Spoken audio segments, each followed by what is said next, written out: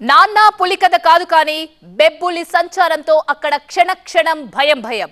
కొమ్రంభీం జిల్లాలో పెద్ద పులి సంచారంతో ప్రజలను అప్రమత్తం చేస్తున్న దండోరా ఇది. ఎవరైనా దూరం సేందోలు పత్తులేరా పోకులయ్యా తాతయ్య జాగ్రత్తగా ఉండాలి. పెంచికల్పేట మండలం దర్గాపల్లిలో పులి సంచరిస్తోంది.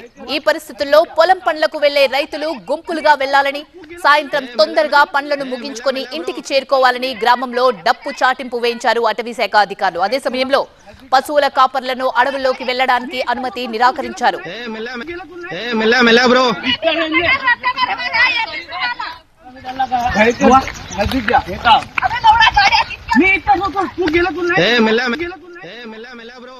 మొన్నీ మధ్యనే అంటే ఈ నెల 19న ఇదే జిల్లాలో కౌటాల మండలం గుండాయిపేట గ్రామంలో నవీన్ అనే రైతు మిర్చి తోటలో పనిచేస్తుండగా ఒక్కసారిగా పులి అరుపులు వినిపించాయి.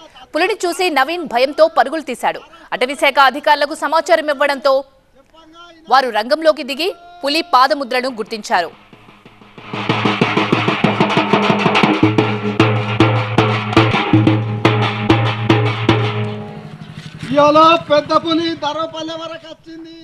అంతేకాదు అదే రోజున మంచిర్యాల జిల్లా మందమర్రిలో కూడా పెద్ద పులి ట్రాప్ కెమెరాకు చిక్కింది.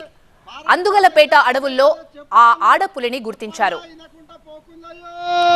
ఈ నెల 18వ తేదీన కొమ్రంభీం జిల్లాలో రైల్వే లైన్మెన్ కంటపడింది పులి. మాకాడి అనే ప్రాంతం దగ్గర పట్టాలు దాటుతూ కెమెరాకు చిక్కింది పులి. పెద్ద పులి దరపల్లె వరకు వచ్చింది. ఎవరైనా దూరం సేందోలు పత్తులేరా పోకులయ్యా తాతయ్య జాగ్రత్తగా ఉండాలి. మహారాష్ట్రలో అయితే పదే పదే చెప్పుతాను, చెప్పంగా వినకుండా పోకులయ్యో.